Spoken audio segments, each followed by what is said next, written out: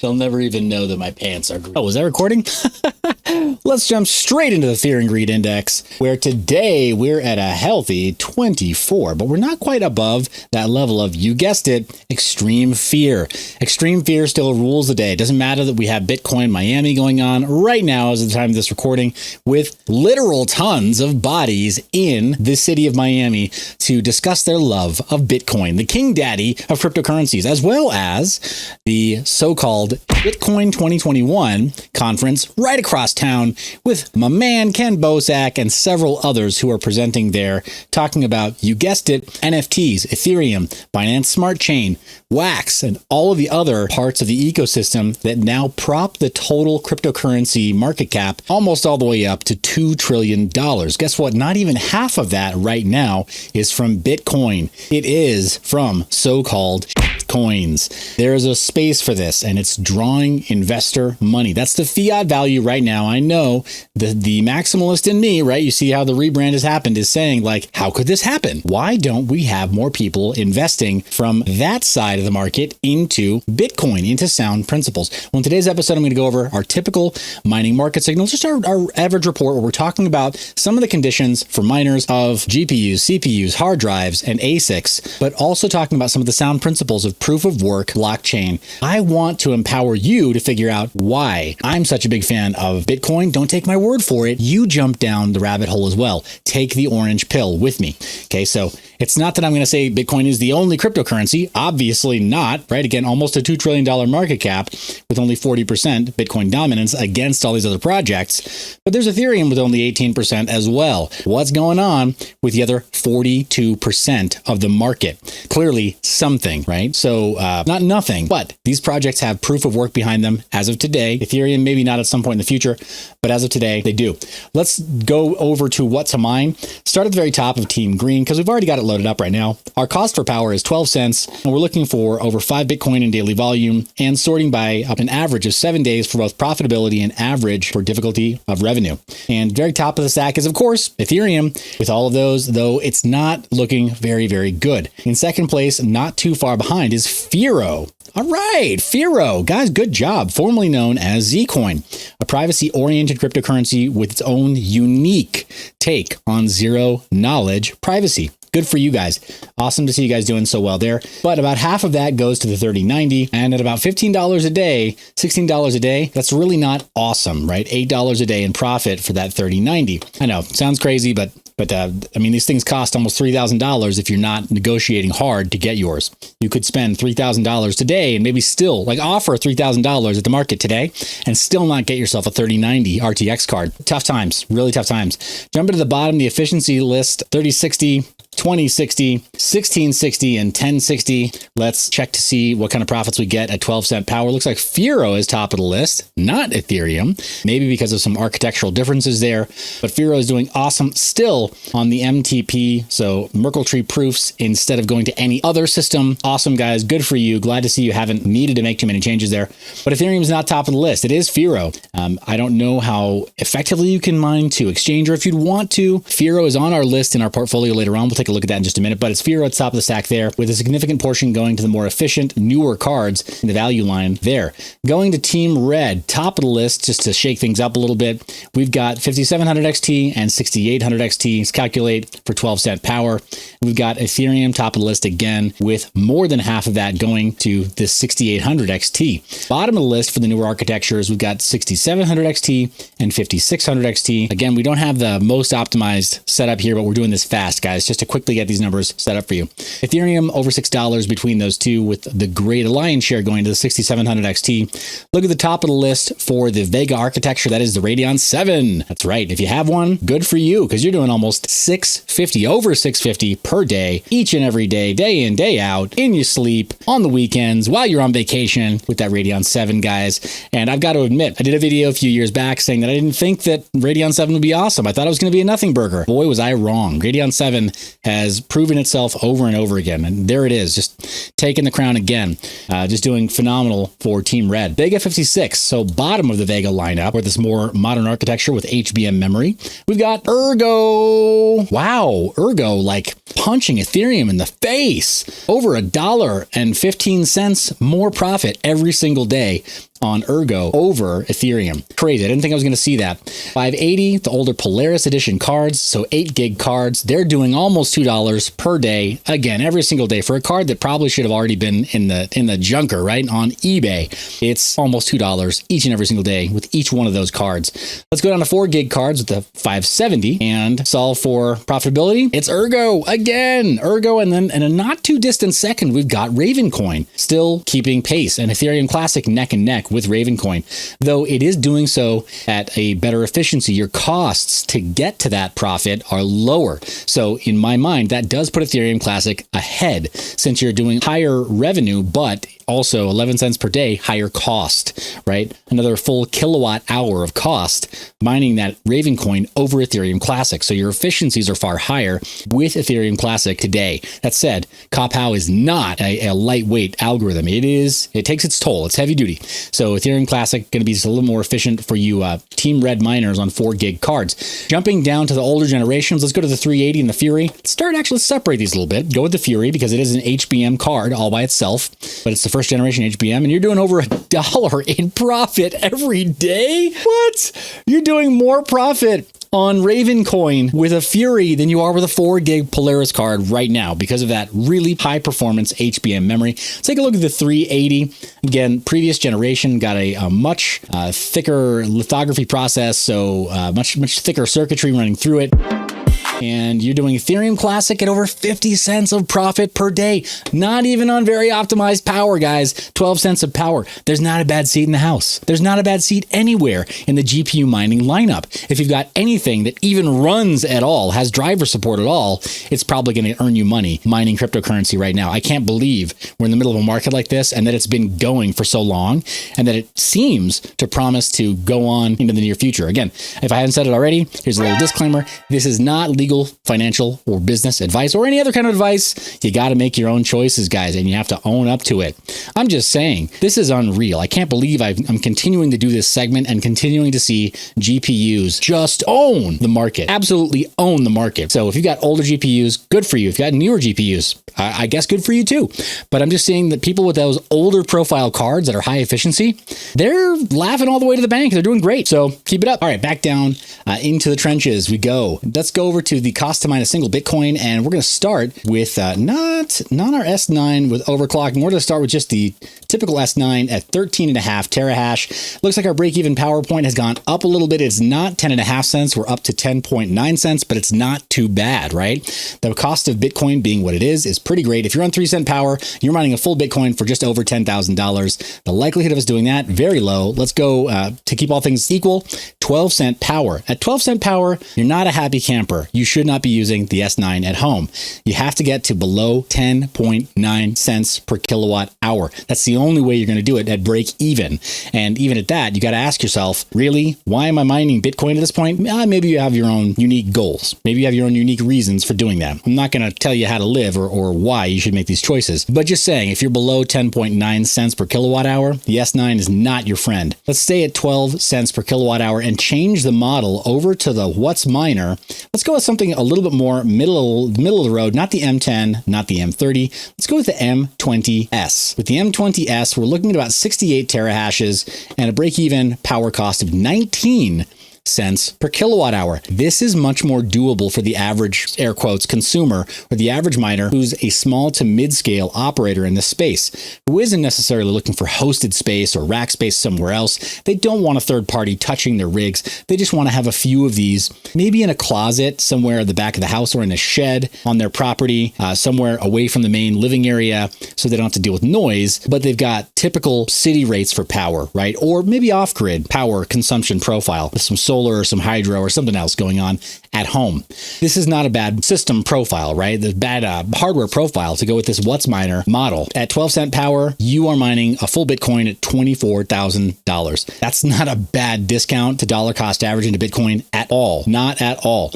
And getting enough of these going to start producing Bitcoin on a more regular basis might not be a bad way to go if that's the direction that you want to move into mining. All right, so that's the cost to mine one full Bitcoin. Before we jump into our portfolio, guys, I just want to mention that this page right here, the complete Satoshi, I can't recommend this highly enough. This is in the open source, in the public domain.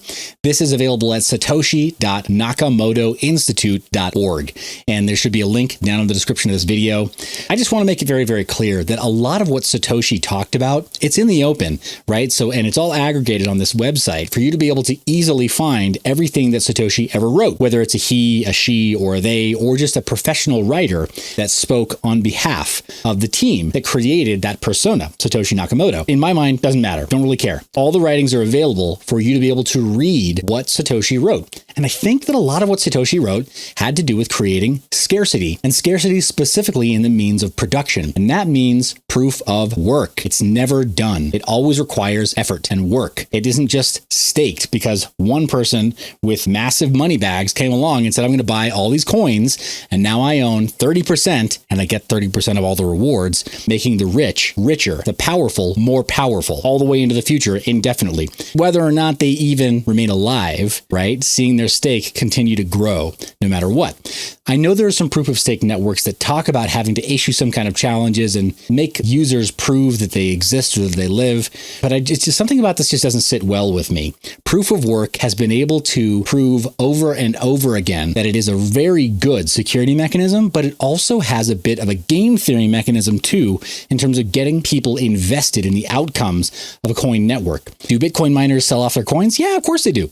Do Ethereum miners sell off their coins? Well, yes, there are still bills to pay, but that's part of the economic model and the game theory. If they can bear to hold some of them for longer, nobody's ever lost money buying Bitcoin over the course and holding it for more than 4 years. That cycle has proven itself over and over again. Even if you bought Bitcoin for $19,400 clear back in December of 2017, and a lot of us were tempted to, even if you bought it back then, as of today's price in $38,000 range, you've almost already doubled your money. Even though for about 4 years, you felt like kind of an idiot because you spent a lot to get it up front, you almost doubled your money. So guys, I can't recommend this highly enough. It's called The Complete Satoshi. It's available for free. You can read everything that Satoshi ever wrote, from emails, forum posts, the code that Satoshi committed, as well as some quotable quotes from Satoshi that I personally just think are great. So Satoshi Nakamoto's PGP key is posted right here, so you would know how to identify something that Satoshi says is his or hers, but it's all right there, guys. And the white paper, of course, as well, translated to multiple languages.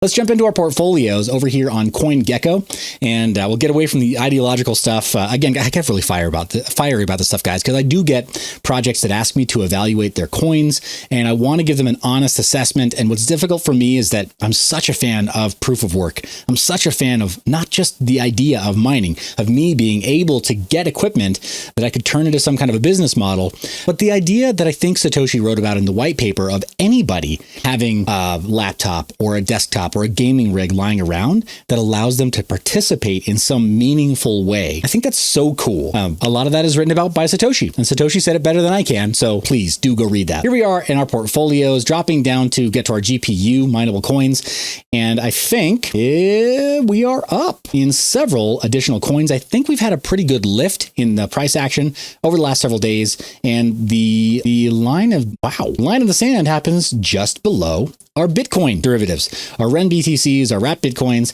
and we start going into the red with Rio currency, but not by much. We're just below the $1,000 mark, and very bottom of the stack, there's been a little bit of a shift in the pole position downward, right in the red, between BitTube and Conceal. Unfortunately, it's Conceal's turn this time.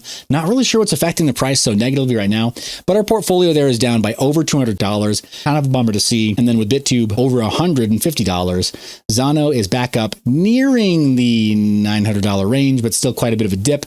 Swap not quite over $900, but everything else in the green. From Haven to Ethereum Classic, all the way up to the top spot, Conflux, and then nipping on its heels is Firo. It's not too far behind, about $100 behind, but relative to the rest of the list, certainly in the negative, that's not that bad. Though it does seem like we have a grouping right here between Firo, Flux, and Ergo. They're all in that $1,200 to $1,250 range.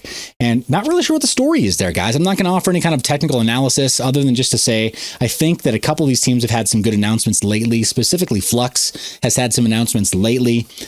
Remind me, guys, remind me. I need to review Zelcore Wallet. Will you remind me? Because I've used it for over a year, over 2 years, practically since launch. I've been using Zelcore Wallet for a while on some systems, and I've enjoyed it. So remind me to review that. Not an endorsement, just saying I've used their product. They've got some products that actually work. So I think that their more recent announcements related to the Flux network are probably why. They've got a bit more positive price action. Again, guys, disclosure, I should say, I do sell some merch that is officially sanctioned by the Flux team over on Amazon. If you look for mineyourbiz on Amazon, you'll find t-shirts that have the Flux logo. That said, they don't pay me. They've never sent me a single coin for Flux. They've never sent me a single coin for Bitcoin. And frankly, I'm offended by that. Send me a whole Bitcoin and make this right. Seriously though, guys, Flux doesn't pay me. They don't pay me at all. They've allowed me to use some of their images to sell some merch, which I sell a handful of occasionally. They don't owe me anything. I don't owe them anything. I try to work with them because they're willing to work with me, but that's kind of more on a personal level. We don't have a professional agreement or anything.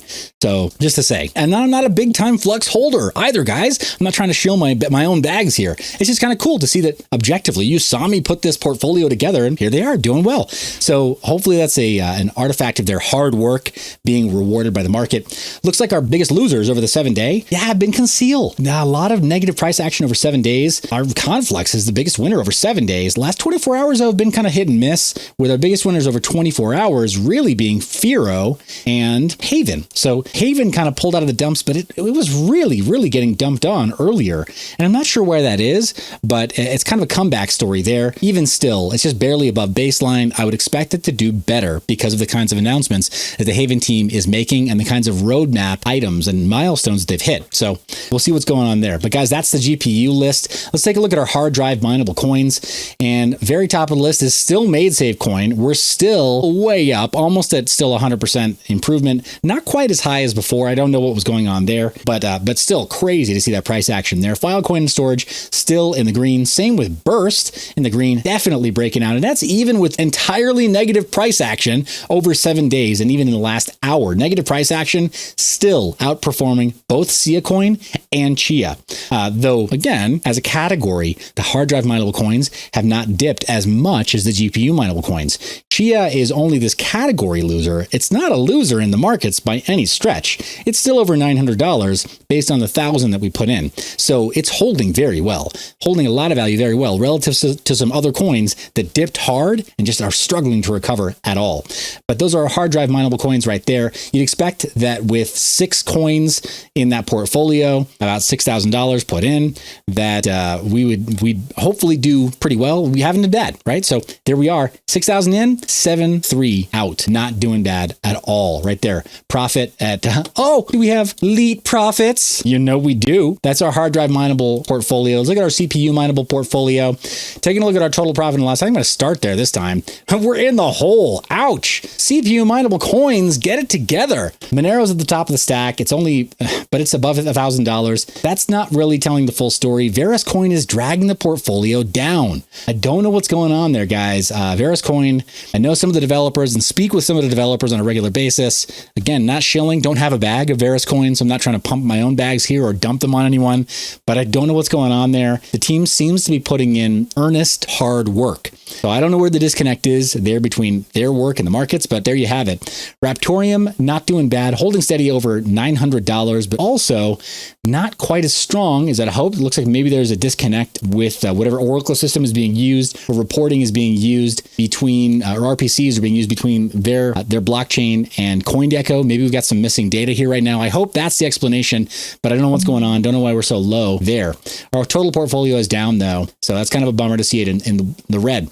ASIC mineable coins, we're killing it. We're not quite at about $1,000 of total profit, but we also have 7 coins to choose from. So our total portfolio is up 12%, not quite as nearly as high in terms of points as the other really strong portfolio on GPU mineable coins. The top of the list is Pirate Chain. Man, talk about a comeback story, underdog story. Pirate Chain coming back with a vengeance. 43% over the last 7 days, just doing phenomenally well. And Bitcoin, in my opinion, probably in its rightful place for this stacked ranking. Do I think it's like overvalued or whatever? I don't know, maybe, but it's still close to that $1,000 mark. Pardon me, I'm allergic to awesome, which is why I sneeze when I'm around you, baby. I'm just kidding. I got all dude watchers, got an entirely male audience. Scrub that from your memory, please. All right, guys, that's our portfolio. Pirate Chain is really lifting up this portfolio by the bootstraps. If we were to cut our bottom performers right now, just cut our losses, right? A stop loss with Dash and Bitcoin. And then we'll sell our Bitcoin too. Don't sell your Bitcoin. Don't take selling signals from me, right? On this show.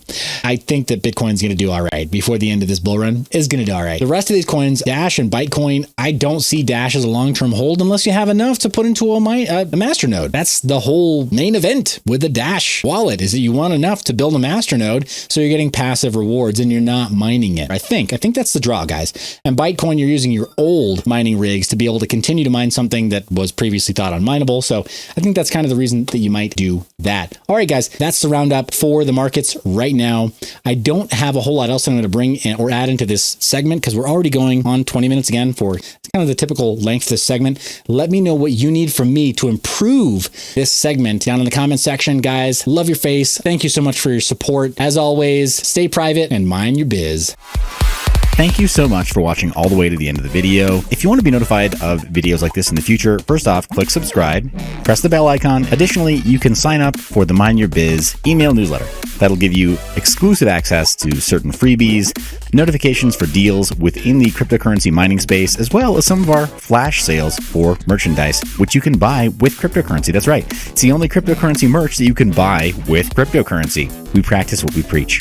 As always, thank you so much for watching. You're the reason I make this media. I love your face, and I will see you in the next one.